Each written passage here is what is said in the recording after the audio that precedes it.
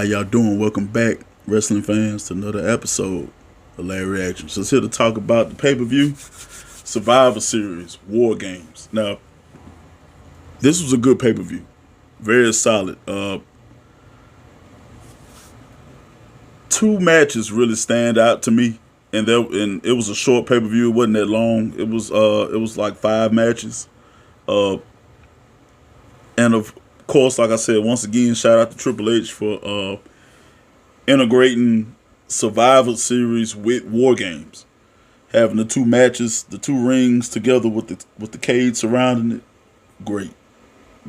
The first match was Bianca's Belair team versus Damage Control, Nikki Cross and Rhea Ripley. Now, this was a good match. A lot of stare downs, a lot of good spots. You know what I'm saying? Bianca showed up, but it was one point Bianca was kind of like she was just like laying down. I mean, I know she took the bumps or whatever like that, but it was one part it was just she was laying down a little more than usual. It was kind of awkward. Asuka did her thing. You know, everybody, all the competitors, they really did their thing. But I seen something behind the scenes that after the match was over, after Bianca's team got the win, Io Sky, she collapsed while she was leaving the ring. And Rhea had picked her up and, carried her to the back. And I know it was a lot of, she had a few botches in this match. She really did. Shout out to Io Sky. I hope you're all right. We as wrestling fans, we really appreciate everything that you do for the sake of entertainment. But hopefully she all right. But Bianca Belair's team pulled out the win. But like I said, all the female competitors, they did their thing. They really did their thing. Loved the stare down between Io Sky and Asuka. That was a good spot. And Nikki Cross did a spot where she jumped off the cage on top of everybody. I'm so glad they gave her back her unhinged persona, WWE's Twisted Sister. I love it. Hey, she might have a tie to the Wyatt Six. Who knows? Who knows what might have. But anyway, Bianca Belair's team got the win. And, like I said, it was a good match. It was really good. But moving right along, the next match that happened, yes, AJ Styles versus Finn Balor. This was a good match. I knew the chemistry was going to be on point because they know each other so well during their days, back in Japan. Of course, the Bullet Club days, blase. It's a lot of history between Finn Balor and AJ Styles. Legacy, a lot of legacy in how they, in their wrestling career. So I mean, I knew that this match was gonna be good. It was a lot of back and forth, of course. The shenanigans from the Judgment Day, and then you had the OC out there too.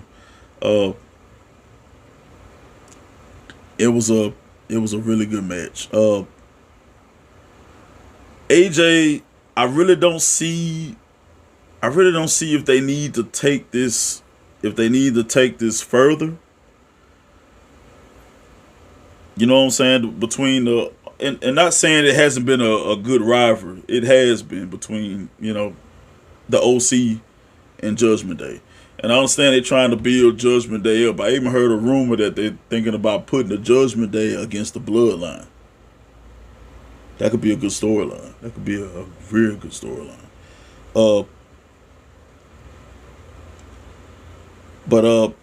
And they kept bringing up, I know online they kept bringing up that AJ Styles hasn't won a pay-per-view match in a while. So that pretty much was like a giveaway who's gonna win the match, but AJ did come out with the win. Like I said, it was a very entertaining match. Very good match. Hopefully, maybe it's not over. Maybe they can keep it going and see what they're gonna take it. See if they're gonna take it to the next level. But moving right along. Uh, up. Now this was probably the low point of the night compared to everything else. Ronda Rousey versus Schatzi for the Smackdown Women's title. Now, Schatzi showed up. You know what I'm saying? Her whole gimmick is, the grunge goth kind of, out of control chick. You know what I'm saying? Rage Against the Machine. Type of. But it just feels like I don't know. It just feels like I didn't believe she was going to win. You know what I'm saying? Like sometimes there's a championship contender for the title, and you believe that person could win. I didn't believe it, even though all the things that were happening. And then Shayna Baszler was in Ronda's corner.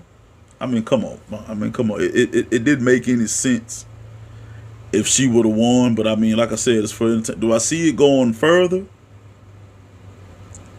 Probably. I don't see this being over. And believe Ronda won by submission. And of course, Shayna Baszler was ringside, so it was a lot of cheap shots. But I definitely, and I said this in an earlier video, I definitely think that Ronda Rousey and Shayna Baszler could be a great tag team.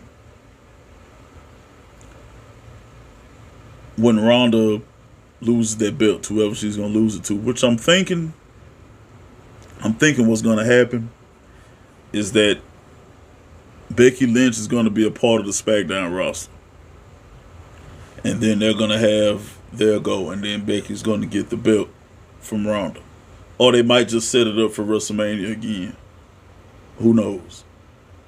But then Charlotte's supposed to be coming back too. So they might be running it back. Who knows what might happen. But, moving right along. Now, next match. Jesus Christ. Triple threat match for the United States title. Seth Rollins versus Bobby Lashley versus Austin Theory. Now, this is Jesus Christ. This was a triple threat match. When I tell you they beat the shit out of each other, they beat the hell out of each other. It was one point where Bobby Lashley put both of them in a hurt lock at the same time. I'm like, what the hell is going on? Let's go. Finally, they put in some respect on the mid-card titles. That's it. And it should have been done that way. Way before Triple H even took over. These titles should be treated with the same respect as the world title. But there was also a spot where Seth Rollins did like he did like a leapfrog off of Austin Theory and hit Bobby Lashley with the curb stomp. I was like, Jesus, the crowd lost it. I mean, they lost it. Good showing for all three competitors. I mean, man, yes. That is how a triple threat match is done. There have been some great triple threat matches. That is one of them. I mean, edge of your seat action. But ultimately, Austin Theory pulled out the win. Which, with his shift in attitude lately, well deserved. Well deserved, sir. So, shout out to Austin Theory for that. I don't know what the next step is going to be, but them putting the strap back on Austin Theory with him, he lost the whole selfie, doing the selfie thing. He you know what I'm saying, the blueprint of being a good heel. He grew the shit on his face, like a piece of shit. That's how you do it. That is the formula. That is how you do it. Shout out once again. Shout out to Austin Theory. But moving on to the main event. Now, 5-on-5. The Brawling Brutes, Kevin Owens, Drew McIntyre versus the Bloodline. Jesus Christ. The storytelling in this match, especially within the Bloodline with Sami Zayn's loyalty, man, this shit was great. This was fucking amazing. I cannot remember the last time I've been so engaged into a storyline. It's like there was one spot where KO hit the stun on Roman Reigns and the ref was calling for the count and you thought it was over. And right before the ref got the 3, Sami jumped in there and stopped his hand. And it was one spot Sami was torn because earlier in the night he talked to Kevin Owens. You know, him and Kevin Owens best friends. And Kevin was basically telling him, like, what do you think the tribal chief's gonna do to you? You see what he do to his own blood when they mess up or make a mistake. And you know, this whole deal is about Sami being loyal.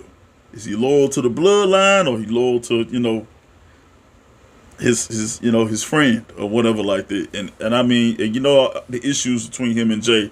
So of course, Jay started off. He was in the match for the bloodline.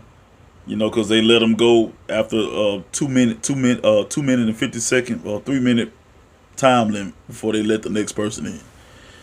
So the bloodline cage opened up and Jimmy was gonna run out there, but Roman was like, "No," and he sent Sami Zayn because so he could test Sami's loyalty to the bloodline, especially working with Jay. You know, Jay don't like him. And I mean, man, so it got down to that. Everybody was on the ground. KO was over there in the corner, dazed or whatever like that. Sami talking to Roman while Roman on the ground or whatever like that. And all of a sudden, haluva kick, bam! Caught KO right in the face with it. And that was the ultimate test of loyalty. And then, you know, Roman got the spear. Bloodline win. But the story, the way they acted that story out within not only the issues between the bloodline and the Brawling Brutes, KO and Drew McIntyre, but the internal stuff that's going on within the bloodline with Jey Uso and Sami Zayn. Where the Sami Zayn loyalty lie. And man, he proved it. He is bloodline through and through. He even started doing the little dap up. And man, I think like the highlight of the night of that match was Jay hugged Sami Zayn. Like gave him like that, you my nigga, man. I mean, man, I was cracking up. I was like, this is amazing. This is how you tell a story. This is how you do a storyline. Like, man, just when you thought they was at the top, they can't go nowhere but further. Like in outer space or some shit with the bloodline. I mean, I am so into the storyline. And I can't wait to see where it goes and how it ends. But but y'all let me know down in the comments what y'all think might happen. How y'all think the story might progress further with Sami Zayn and the bloodline. And make sure y'all like and subscribe. God bless the Fed. Whoa.